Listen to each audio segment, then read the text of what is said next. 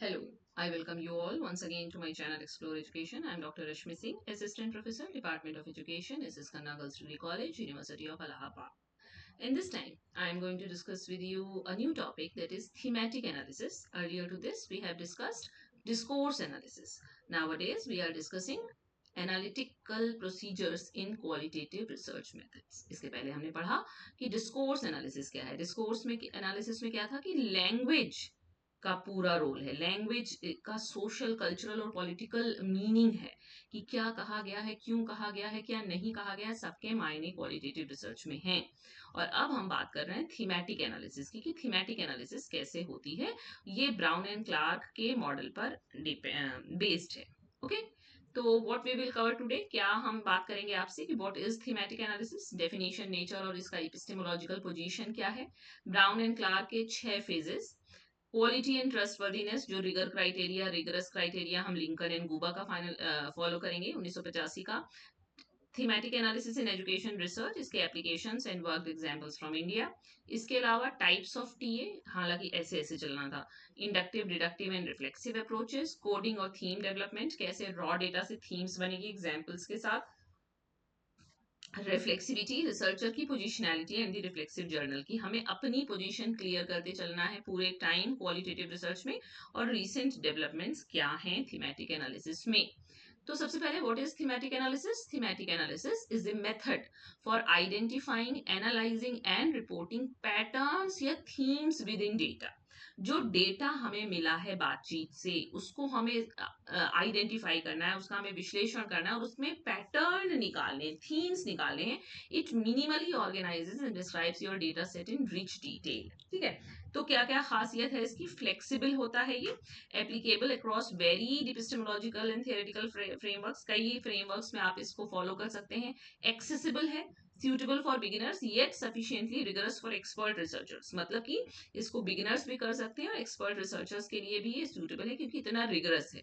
Widely used, बहुत ज्यादा इस्तेमाल किया जाता है. Most published qualitative method in education and social sciences, शिक्षा शास्त्र और सामाजिक विज्ञानों में ये सबसे ज्यादा फॉलो किए जाने वाला तरीका है. और रिच डिस्क्रिप्शन, ये produces nuanced in depth accounts from qualitative data. ठीक है, तो की पॉइंट क्या है. TA is a method, not a methodology.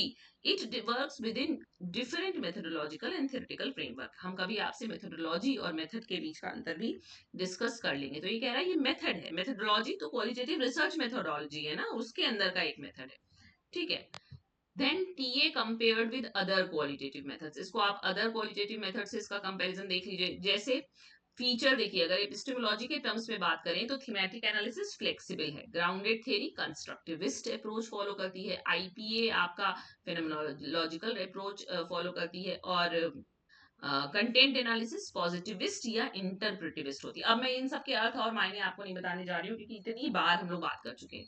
उसी तरह से अगर थीमेटिक एनालिसिस का फोकस देखें तो पैटर्न्स और थीम्स पे है, ग्राउंडेड थ्योरी का थ्योरी जनरेशन पे है, और इसका लिव्ड एक्सपीरियंस पे है, और यहाँ पे हमको लेटेंट कंटेंट निकालना है. सैंपल साइज थीमेटिक एनालिसिस में स्मॉल टू मीडियम होता है, यहाँ सैचुरेशन देखना पड़ता है आपको, स्मॉल होता है यहाँ भी, यहाँ वेरी स्मॉल होता है, और कंटेंट एनालिसिस में स्मॉल टू लार्ज हो सकता है. डेटा टाइप में थीमेटिक एनालिसिस में कोई भी क्वालिटेटिव डेटा चलेगा. इसमें इंटरव्यूज जनरली और ऑब्जर्वेशन होते हैं, यहाँ पे सिर्फ इंटरव्यू होता है, यहाँ पे टेक्स्ट और डॉक्यूमेंट होता है. स्किल लेवल देखें तो बिगिनर से एडवांस्ड इसको कर सकता है. ग्राउंडेड थ्योरी के लिए एडवांस्ड जिसको नॉलेज है वही कर पाएगा. आईपीए के लिए इंटरमीडिएट भी चल जाएगा, और कंटेंट एनालिसिस के लिए भी इंटरमीडिएट चल जाएगा. आईपीए क्या है, इंटरप्रिटेटिव फेनोमेनोलॉजिकल एनालिसिस है ना. फिर उसके बाद अगर टाइप्स देखें तो 3 प्रकार की एनालिटिक थीमेटिक एनालिसिस है. डिडक्टिव, इंडक्टिव, डिडक्टिव और रिफ्लेक्सिव है ना. इंडक्टिव का मतलब driven entirely bye the data, पूरा हम डेटा से चीजें इमर्ज हो रही है, वो इंडक्टिव है. डिडक्टिव का मतलब guided by an existing theory of framework, ये इंडक्टिव डिडक्टिव का अंतर हम लोग जानते हैं. और रिफ्लेक्सिव में ये ब्राउन एंड क्लार्क की करंट अप्रोच फॉलो की जाती है, तो ये रिफ्लेक्सिव टीए ही आजकल फॉलो किया जा रहा है. यहाँ पे कोई pre existing theoretical framework apply नहीं होता, यहाँ पे researcher applies prior conceptual code, और यहाँ पे रिसर्चर की सब्जेक्टिविटी एक वैल्यूड रिसोर्स है. फिर इंडक्टिव में themes emerge from the bottom up, ये डिडक्टिव में टॉप डाउन है, और यहाँ पे themes are active interpretive constructs. यहाँ पे also called data driven TA भी इसको कहते हैं, useful for theory testing studies. और यहाँ पे नॉट ए फिक्स्ड रेसिपी है, रिक्वायर्स जजमेंट। इसमें कुछ फिक्स नहीं है, थोड़ा सा फ्लेक्सिबल है, जजमेंट इसमें जरूरत पड़ती है। Best for exploratory research questions के लिए इंडक्टिव बेस्ड है। डिडक्टिव के लिए सम थीम्स में भी प्री डिटरमाइंड, इसमें पहले से कुछ आप पूर्व सुनिश्चित कर सकते हैं। और रिफ्लेक्सिव जो है वो dominant approach in education research today, यानी कि एजुकेशन की क्वालिटेटिव रिसर्चेस में जो रिफ्लेक्सिव थीमेटिक एनालिसिस है वही सबसे ज्यादा डोमिनेंट है आजकल। देन ब्राउन एंड क्लार्क ने 2022 में कहा, now advocate are reflexive TA as conceptually richer and more intellectually honest than earlier code book approaches। Brown and Clark ने ये 2022 में कहा है कि जो रिफ्लेक्सिव आपका थीमेटिक एनालिसिस है उसने एडवोकेट किया है कि ये ज्यादा रिच है, इंटेलेक्चुअली ज्यादा ऑनेस्ट है। मतलब इसके कंपैरिजन में जो पहले की कोड बुक अप्रोचेस है उनके कंपैरिजन में रिफ्लेक्सिव टीए रिचर भी है और एक इंटेलेक्चुअली ज्यादा ऑनेस्ट भी है। देन ये हैं स्टेप्स, बिल्कुल याद कर लीजिए इनको, और फिर आपको इसी को फॉलो भी करना है अगर आप थीमेटिक एनालिसिस करने जा रहे हैं क्वालिटेटिव एनालिसिस में। ये देखिए 2006 रिफाइंड एंड अपडेटेड इन 2019 और 2022, यानी 2006 में आया है, फिर इन्होंने इसको 2019 और 2022 में रिफाइंड और अपडेटेड भी किया है। कौन सी 6 है? फेमिलियराइजेशन विद द डेटा, यानी कि यहाँ आप अपने डेटा से फेमिलियर होइए, यानी कि आप उसे बार बार पढ़िए। Read and re read data, record initial ideas, यहाँ से आपको इनिशियल आइडियाज मिलेंगे जो आपका डेटा कह रहा है। फिर आप उसमें कुछ कोड जनरेट कीजिए, systematic labelling of data, features of interest. फिर आप उसमें थीम्स बनाइए, constructive themes, collating codes into potential theme. देखिए इनिशियल आइडिया निकले, कुछ आइडिया मिलके कुछ कोड बना रहे होंगे, कुछ कोड मिलके कोई थीम बना रहा होगा। फिर आप थीम्स को रिव्यू कीजिए, बहुत बार आप उन्हीं थीम्स को देखेंगे तो आपको लगेगा थीम्स भी कहीं मर्ज हो रही हैं। Check themes against data, refine the thematic map. फिर जब हमारी थीम फाइनल हो जाएगी तब हम थीम को नाम देंगे, परिभाषित करेंगे, और तब हम रिपोर्ट लिखेंगे। Right analysis with illustrative data extract, यानी कि जब आप उस थीम के बारे में लिख रहे होंगे तो आप लेकर आइए वहां से डेटा से एक्सट्रैक्ट लेके आइए कि इस डेटा से ये थीम निकल के आई है या इस थीम में ये डेटा फिट हो रहा है, ताकि पढ़ने वाले को पता चले। तो इंपॉर्टेंट क्या है? These are phases not rigid sequential steps, the process is iterative, researchers move back and forth between phases. यानी कि ये आपका प्याजे की तरह स्टेप्स नहीं है कि एक बार जिस पे चले गए तो पीछे नहीं आएंगे। ये इटरेटिव है, हम फेमिलियराइजेशन के बाद कोड्स जनरेट कर सकते हैं, कोड्स जनरेट करने के बाद हम फिर पढ़ सकते हैं, कोड से थीम बनाएंगे, थीम के बाद हो सकता है फिर कोड रिवाइज हो, रिव्यू थीम्स के बाद हो सकता है फिर कोई थीम निकल आ जाए। यानी कि पूरी प्रोसेस इटरेटिव है, बार बार हम आगे जाएंगे पीछे जाएंगे, आगे जाएंगे पीछे जाएंगे, और तब जाके कुछ हमारा फाइनल थीम निकल कर आएगी। तो ये बहुत ज्यादा रिगरस और रिसर्चर का बहुत एफर्ट और टाइम लेता है। देन अब आप फेज 1 में देख लीजिए कि क्या करना है, व्हाट टू डू, क्या करना है। Read through all your data at least twice, कम से कम अपने पूरे डेटा को 2 बार पढ़िए। Transcribe audio video data verbatim first, पहले वर्ड टू वर्ड अपने ऑडियो वीडियो का वर्बेटिम बना लीजिए, मतलब वर्बेटिम को लिख लीजिए, ट्रांसलेट कर लीजिए, ट्रांसक्राइब कर लीजिए। फिर एक्टिवली पढ़िए, क्यूरियोसिटी के साथ, डिटैचमेंट के साथ नहीं। Note initial impressions in a reflexive journal, एक अपना जर्नल बनाइए रिफ्लेक्सिव, जिसमें अपने इनिशियल इंप्रेशंस लिखिए उस डेटा से जो निकल कर आ रहा है। फिर immerse in data before any formal coding, फिर डेटा में डूब जाइए इससे पहले कि आप कोई कोड बना रहे हैं। For focus groups note group dynamics too, और अगर फोकस ग्रुप का डेटा है तो आपको ग्रुप डायनेमिक्स भी नोट करनी होगी। व्हाई इट मैटर्स, ये मैटर क्यों करता है? क्योंकि it is not passive reading, इसका मतलब ये नहीं कि बस उपन्यास की तरह से पढ़ गए। It is the analytical foundation of your entire study, आपकी पूरे अध्ययन का ये विश्लेषणात्मक नींव है। ब्राउन एंड क्लार्क ने कहा कि researchers bring their subjectivity to this phase, आपको इस फेज में अपनी सब्जेक्टिविटी लानी है। Initial gut responses to data, genuine analytical data about your interpretive position. ठीक है, तो आपको अपने रिफ्लेक्सिव जर्नल में लिखना है कि कैसे आपकी थिंकिंग और इंटरप्रिटेशन ने पूरी रिसर्च प्रोसेस को इवॉल्व किया है। तो बार बार मैं रिफ्लेक्सिविटी की बात नहीं करूंगी, रिफ्लेक्सिविटी की बात भी आपसे हो चुकी है। अब जनरेट कोड करना है। Code is a short label that capture something meaningful और interesting about the data in relation to the research question. Codes are the building blocks of themes, codes ही थीम्स के बिल्डिंग ब्लॉक्स है, code से ही आपकी theme निकल कर आएगी। तो कोड सीमेंटिक कोड हो सकता है, capture the explicit surface level meaning, जैसे lack of administrative support. Latent code जो छुपा हुआ है, capture underlying implicit ideas and assumptions, जैसे institutional disregard for teacher agency. और in vivo code use the participants own words verbatim as the label. कभी हो सकता है कि कुछ पार्टिसिपेंट ने खुद ऐसा कहा हो जो आपको लग रहा हो कि यही एक कोड बन सकता है, जैसे आई फील इनविजिबल, ये पार्टिसिपेंट का शब्द, ये कहीं का भी एग्जाम्पल है। तो ये इन वीवो। सीमेंटिक जो अर्थ साफ साफ निकल के आ रहा है, लेटेंट जो छुपा हुआ अर्थ है, इन वीवो जो आपने पार्टिसिपेंट से बनाया है। प्रैक्टिकल कोडिंग टिप्स क्या है? Code all data, not just what seems important at first class. मतलब कि कोडिंग का प्रैक्टिकल टिप है कि पहले सारे डेटा का कोड बना दीजिए, बाद में आप देखिएगा कि हो सकता है कुछ आपके काम करना हो तो आप उसे छोड़ सकते हैं। Be consistent in your approach across the entire data set. Each segment can receive multiple code simultaneously and keeps A code book. Record each code with its full definition. एक कोड बुक भी बनाइए। चाहे तो आप अपनी code book को appendix में लगा सकते हैं कि ये कोड बुक हमने अपने डेटा से बनाई थी और इसमें से इतने काम आए और इतने काम नहीं आए। Okay, then coding in practice, example from education research. ये देखिए इसने एग्जाम्पल भी दिया है कि इंटरव्यू का एक्सट्रैक्ट है। फीमेल सेकेंडरी टीचर उत्तराखंड की है। वो कह रही है, every morning when I leave for school I feel guilty leaving my children. My mother in law says nothing but her silence speaks volumes. At school the principal never ask if I need support, we are just expected to manage. Sometimes I feel I am running two full time jobs but only one of them is ever recognised. कितने code निकल के आए इसमें से? देखिए, guilt on leaving, उसको अपराध बोध हो रहा है घर छोड़ने का, उसके ऊपर इमोशनल बर्डन है। इनविजिबल डोमेस्टिक लेबर की बात वो कर रही है, कोई उसको इंस्टीट्यूशनल सपोर्ट नहीं मिल रहा है, ये भी बात कर रही है। उसके पास दो भूमिकाओं का बोझ है, ये भी बात है। और लैक ऑफ रिकॉग्निशन उसके डोमेस्टिक लेबर की है, ये भी बात है। इतने कोड निकल कर आए। ठीक, अब देखिए, अब हम कोड से थीम बनाएंगे। देखिए कोड क्या है? Guilt on leaving, emotional exhaustion, dual role burden, invisible labour, no admin support, lack of recognition, patriarchal norms और कल्चरल एक्सपेक्टेशंस। थीम कितनी बनी? 3 ही बनी। Emotional burden of dual roles, ये 2 मिल गया। अब इसके कोड कौन कौन से? इसमें देखिए, गिल्ट ऑन लीविंग भी आ गया, इमोशनल एग्जॉशन भी आ गया, डुअल रोल बर्डन भी आ गया। थीम 2 क्या बनी? Invisible labour and absence of recognition. इसमें आपका इनविजिबल लेबर आ गया, नो एडमिन सपोर्ट आ गया, लैक ऑफ रिकॉग्निशन। तीसरी थीम क्या बनी? Patriarchal constraints on professional identity, patriarchal norm और कल्चरल एक्सपेक्टेशंस आ गए। इस तरह से कोड से थीम बनी। अब देखिए, अब हम सॉरी 4 और 5 में क्या करेंगे? रिव्यू, डिफाइन और नेम देंगे थीम को। जैसे लेवल 1 चेक कीजिए, check coded extracts within each theme coherent, do they actually belong together. हम चेक करेंगे कि आज जो हमने आपस में जिसको जोड़ा है, अब आपस एक्चुअली क्या आपस में जुड़ रहा है। फिर check all themes against the full data set, are there gaps. Question, is this really one theme or two, is any theme too vague or thin to stand alone. और outcome a revised cleaner thematic map with well bounded themes. समझ में आई बात?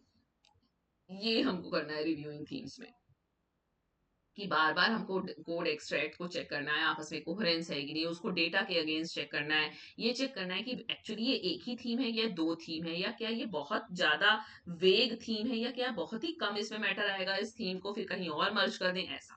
तब जाके आपका thematic map बनेगा। फिर आप क्या करेंगे? डिफाइन करेंगे और नाम देंगे थीम का। ईच थीम में क्या है? A concise specific name, not a generic label like theme 1। Theme 1 नहीं, उसका नाम होना चाहिए। A central organising concept or analytical claim हो सकता है ये। ए रिटन डेफिनेशन होगी, what is and is not included. A narrative account of what tells is about the data. जैसे थीम, जैसे वीक थीम 2 क्या है? थीम 2 ये वीक है। स्ट्रॉन्ग क्या है? The invisible second shift. नाम दिया आपने उसको, एक जेनरिक लेबल दिया, ये नहीं थीम 1 थीम 2 थीम 3, ऐसे नहीं चलेगा। देन फेज 6 हमारा last phase, producing the written report. इसमें क्या करेंगे हम? The write-up is not a summary of what participants said. सिर्फ पार्टिसिपेंट्स ने जो कहा है उसकी समरी निकालना आपका काम नहीं है। फिर आपकी एनालिसिस कहाँ हुई? It is your analysis and interpretation illustrated with carefully chosen data extract. इसमें आप विश्लेषण भी करेंगे, इसमें आप व्याख्या भी करेंगे और इसका दृश्यात्मक चित्रण प्रस्तुत करेंगे उन डेटा एक्सट्रैक्ट की तरफ से जो आपने एक्चुअली निकाला है। तब जाके ये एक अच्छी क्वालिटेटिव रिसर्च की रिपोर्टिंग कहलाएगी। स्ट्रक्चर कैसा होना चाहिए? Introduction to the theme and its central claim, illustrative data extract होना चाहिए, इसमें पार्टिसिपेंट के कोट्स होने चाहिए, रिसर्चर की अपनी इंटरप्रेटिव कमेंट्री होनी चाहिए, link the theme back to the research question. अब इस थीम को रिसर्च क्वेश्चन से जोड़िए कि देखिए हमने ये रिसर्च क्वेश्चन लेके चले थे, उससे ये थीम निकल के आई है। और transition to the next theme logically. क्या नहीं करना है जो अक्सर स्टूडेंट्स करते हैं? Listing codes without interpretive interpretive analysis, सिर्फ कोट लिख दिए, कोई इंटरप्रेटिव एनालिसिस नहीं की। Treating themes as topic areas not claims, हम थीम को टॉपिक एरिया की तरह बताने लगते हैं, उस पर कोई क्लेम नहीं देते। एनालाइजिंग ईच पार्टिसिपेंट सेपरेटली, ऐसा नहीं करना है। ओवर कोटिंग नहीं करनी है। Let your analysis lead not quotes, आपकी एनालिसिस को लीड लेने दीजिए, कोट्स को नहीं। इग्नोरिंग कंट्राडिक्शंस और डिसकन्फर्मिंग डेटा, और कोई अगर कंट्राडिक्शन है तो उसे जरूर बताइए कि ये था लेकिन ये कंट्राडिक्शन भी आया। ओके, अब ये देखिए आपका थीमेटिक मैप कैसे बनेगा, विजुअलाइजिंग द एनालिटिक फ्रेमवर्क। ये आपका सेंट्रल रिसर्च क्वेश्चन है। Theme 1 emotional burden, theme 2 invisible labour, theme 3 patriarchal norms and theme 4 coping strategies. तो a thematic map is a working visual that shows relationships between themes and the research question, यानी कि theme जो है वो आपस में भी कनेक्टेड है और रिसर्च क्वेश्चन से भी कनेक्टेड है। It is revised as analysis deepens, जैसे जैसे आप एनालिसिस करेंगे ये बार बार बदलेगा। It should evolve not be fixed from the start, ये एक रूप अपना लेना चाहिए एनालिसिस के दौरान, ये नहीं कि पहले ही आपने बना दिया है। ओके, अब क्वालिटी और ट्रस्टवर्दीनेस थीमेटिक एनालिसिस में कैसे चेक की जाएगी, अब ये क्रेडिबिलिटी देख लीजिए, ट्रांसफरेबिलिटी चेक कीजिए, डिपेंडेबिलिटी चेक कीजिए, कंफर्मेबिलिटी चेक कीजिए। ये लिंकन एंड गुबा की 1985 की नेचुरलिस्टिक इंक्वायरी की किताब से लिया गया है। Does the analysis actually represent participants perspectives, ये चेक करिए आप। कैसे चेक करेंगे, मेंबर चेकिंग से, पीयर डीब्रीफिंग से, प्रोलॉन्ग्ड एंगेजमेंट से और ट्रायंगुलेशन से। इन सब शब्दों के आपको अर्थ पता है, टर्म्स के मैं नहीं बताऊंगी आप।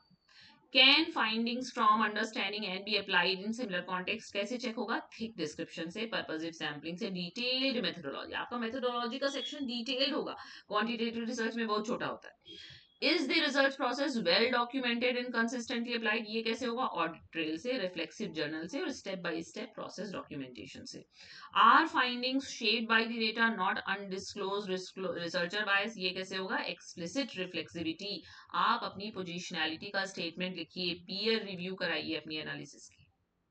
ओके, अब रिफ्लेक्सिविटी क्या है, is the on going critical examination of how the researchers own background, values, assumptions and identities shape every stage of the research process from design and data collection through analysis and reporting. वो कह रहा है कि reflexivity एक सतत चलने वाला कार्यक्रम है, जो क्रिटिकल एग्जामिनेशन कि हमारा अपनी पृष्ठभूमि, हमारे अपने मूल्य, हमारे अपने मानक और हमारी अपना अस्तित्व ने कैसे रिसर्च प्रोसेस की हर स्टेज को शेप दिया है, डिजाइन से लेके, डेटा कलेक्शन से लेके, एनालिसिस से लेके रिपोर्टिंग तक। तो personal reflexivity, how do your gender, class and caste affect interpretation, what assumptions do you carry into the field, are you an insider or outsider to this community. Epistemological reflexivity क्या होगी, what knowledge claims are you making, how does your theoretical lens shape themes and which aspects of data might you be privileging। And reflexive journal में क्या लिखा जाएगा, maintain through out data collection and analysis, documents analytic decisions and evolving ideas और provides an audit trail of how themes developed। आपको audit trail बनाना होगा कि आपने कैसे themes को develop किया, आपको बताना होगा कि आपके जेंडर ने, आपके assumption ने, आपके values ने कैसे रिसर्च प्रोसेस को इफेक्ट किया है। ये कह रहा है in reflexive TA Braun and Clarke 2019, reflexivity is not optional, it is constitutive of the method itself. मतलब ये नहीं कि हमारा मन करेगा तो हम रिफ्लेक्सिविटी के बारे में बात करेंगे, अदरवाइज नहीं, इसके बिना ये हो ही नहीं सकता है। Then thematic analysis in education research, जैसे कि आप teachers lived experiences of NEP 2020 implementation, gender and education में female teachers narratives of work life conflict in Uttarakhand, teacher education, सबके एग्जांपल्स दे रखे। देखिए, student experience, first generation learners navigating higher education challenges, inclusive education, students with disabilities, experiences of classroom belonging, policy research, stakeholders perceptions of right to education act in rural India, सब में thematic analysis लग सकती है। TA is the most widely published qualitative method in education and social science research journals, ये novel 2017 में कह रहे हैं। अब रीसेंट डेवलपमेंट देख लीजिए कि आपका रिफ्लेक्सिव टीए फॉर्मली डिस्टिंग्विश्ड हो गया है कोड बुक टीए से, मिस रिप्रेजेंटेशन एड्रेस किए गए और थीमेटिक एनालिसिस का फुल मोनोग्राफ 2022 में a full length book says provides the most comprehensive guide to reflexive TA. आप पढ़िए इसको, covering positionality, data analyst fit, quality standards and work examples of high quality write-ups for publication. तो always cite the most recent Brown and Clark publication relevant to the type of TA you are conducting in your study। अब तो खत्म हुआ की references है, तो आप 2022 वाला देखिए, 2022 का दिया है, 2022 का दिया है, देखिए ये पढ़िए इसको, Brown V and Clark 2022 thematic analysis a practical guide Sage publications. Okay, so now I have covered, और मुझे भी मजा आया इसको पढ़ा के। TA is a flexible approach, 6 phases, codes are building blocks, reflexive TA treats researcher subjectivity as a resource, not a methodological flaw। ये आप बताइए अपने PhD को जब डिफेंड करिए तो, कि आपका ये रिसोर्स था, ये कोई फ्लॉ नहीं था। ट्रस्ट वर्दीनेस में क्रेडिबिलिटी, ट्रांसफरेबिलिटी, डिपेंडेबिलिटी और कंफर्मेबिलिटी आपने कैसे सेट किया। The right up must present interpretation and analysis, not a catalogue of participant codes. Participant का सिर्फ कोड्स इसमें नहीं आना है, बल्कि इसमें आपकी इंटरप्रिटेशन और एनालिसिस भी आनी है। तो good thematic analysis requires skill, creativity and rigour, not just a recipe to follow, ये ब्राउन एंड क्लार्क कह रहे हैं। ओके, तो बहुत important thematic analysis I have covered for you to report in qualitative research methodology in education and social sciences. Okay, so best of luck for your research and qualitative research method and in analysis, and thank you for watching.